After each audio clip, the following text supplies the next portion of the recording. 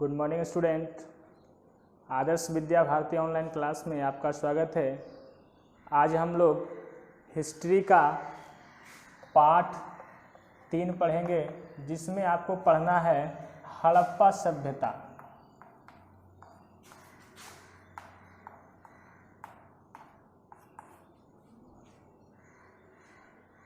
इसका हम आपको जो बुक, आप सभी विद्यार्थी के पास तो किताब नहीं होगा, लेकिन बुक का हम फ़ोटो खींच के भेज दिए हैं, उसे एक बार अवश्य पढ़ लेंगे।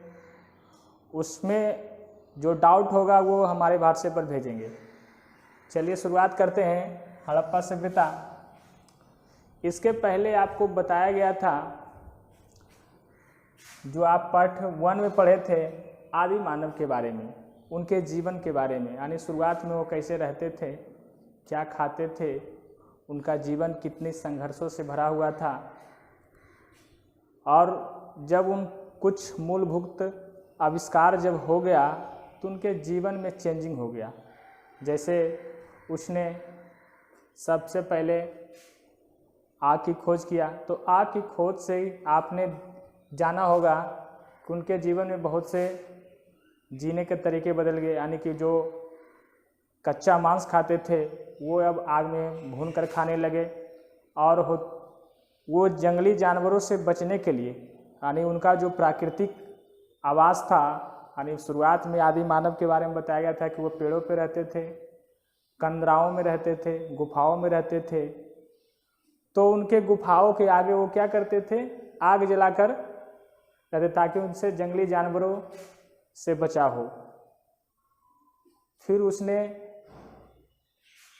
खेती की, पौधा लगाना शुरू किया और उनके सिंचाई पर नियंत्रण करना सीख गया। तो जिससे क्या हुआ, उनके जो घुमंतू जीवन था, यानी खानाबदोश का जो जीवन था, वो चेंज हो गया। यानी कि खेतों के पास छोटी मोटी झोपड़ियाँ बनाकर वो रहने लगे। उनका जीवन जो अस्थायी हो गया।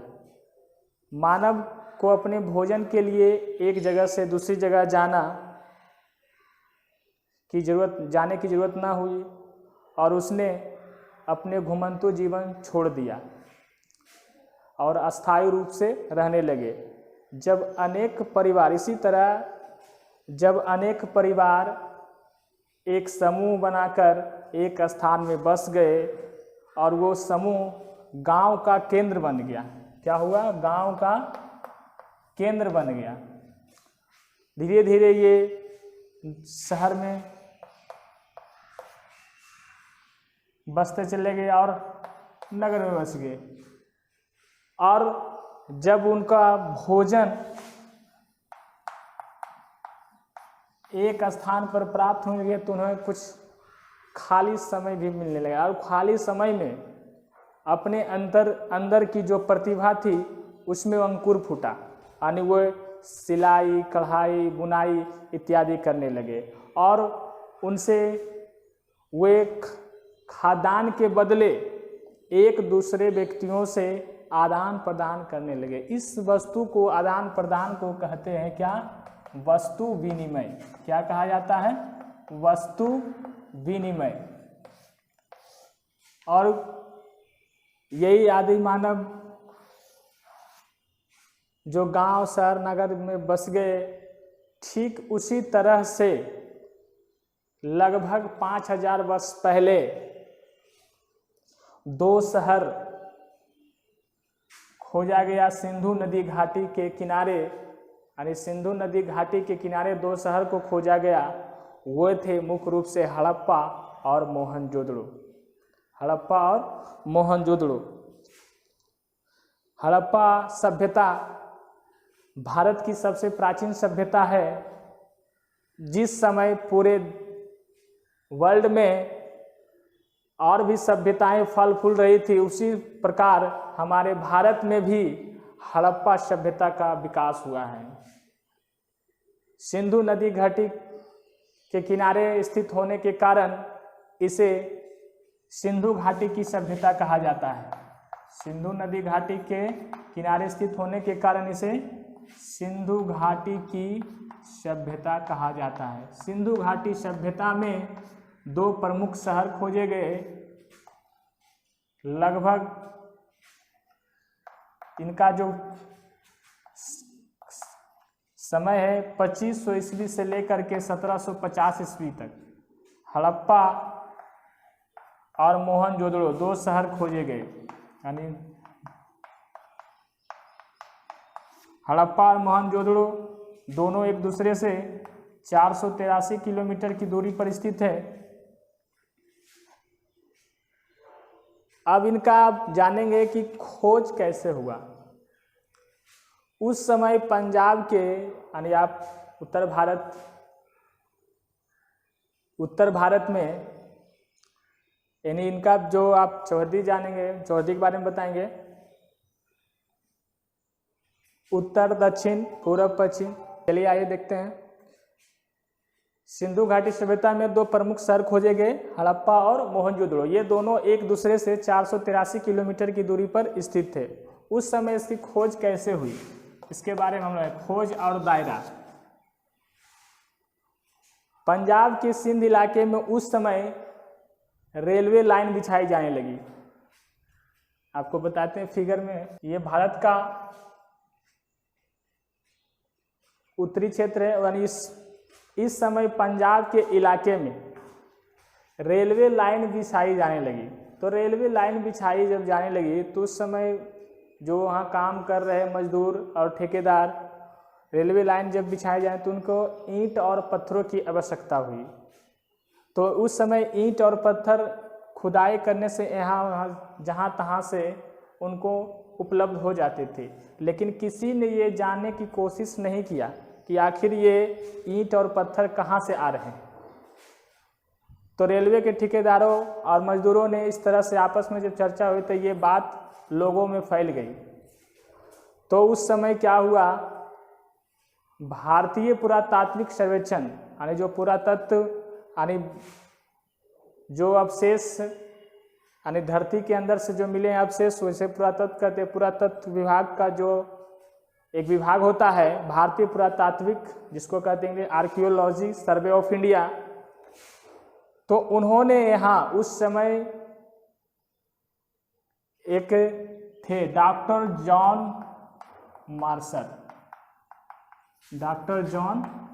मार्शल, इनके नेतृत्व में यहाँ खुदाई किया गया तो 2 शहर निकले, 2 शहर के अवशेष मिले। जो वो अवशेष जो मिले वो थे हड़प्पा। सबसे पहला जो शहर खोजा गया हड़प्पा। इसी से 483 किलोमीटर दूर एक शहर और खोजा गया, वो था मोहनजोदड़ो। तो हड़प्पा और सभ्यता में इस चैप्टर में आपको ज़्यादातर ऑब्जेक्टिव क्वेश्चन अवशेष से आएंगे, यानी कि कौन सा वस्तु किस स्थान पर मिला है, ये ज़्यादा आपको क्वेश्चन रहेंगे।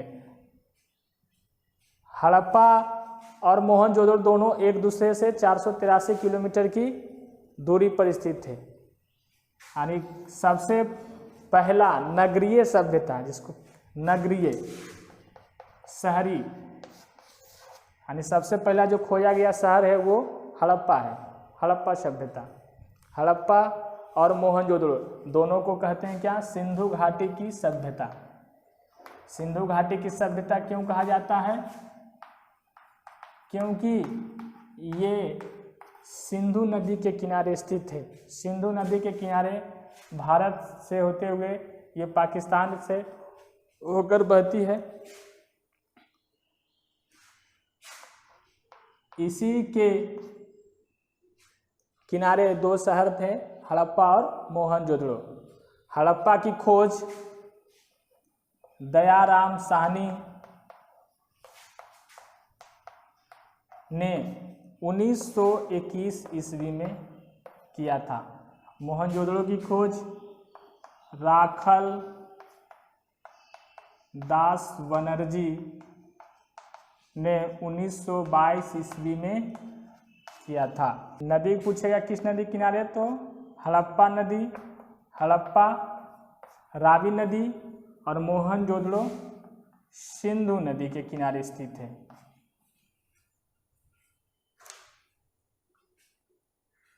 ये सभी इसका जो क्षेत्र है वो पाकिस्तान में है। हड़प्पा पाकिस्तान के मोंटगोमरी जिला में स्थित है, जबकि मोहनजोदड़ो लारकाना जिला में स्थित है। इसके अलावे और भी बहुत से अब क्षेत्र मिले हैं, जैसे गुजरात में लोथल,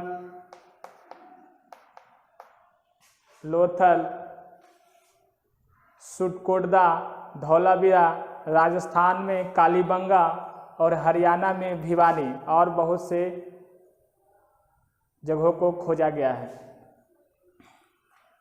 अब हम लोग जानेंगे हड़प्पा संस्कृति का उद्भव और विकास कैसे हुआ था। करा भारत में हड़प्पा संस्कृति का विकास उसी समय हुआ जिस समय एशिया और अफ्रीका में अन्य भागों में नदी घाटी सभ्यताएं फल फूल रही थी।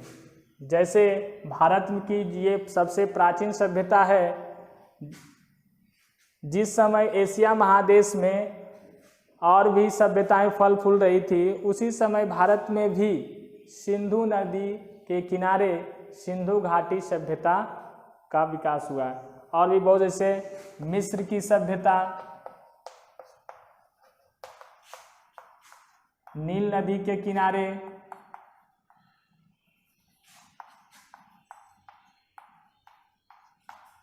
चीन की सभ्यता हांगहो नदी किनारे,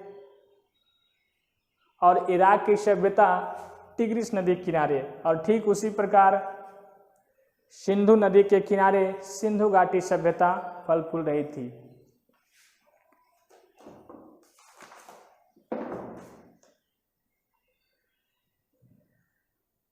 कहा जाता है कि सिंधु घाटी सभ्यता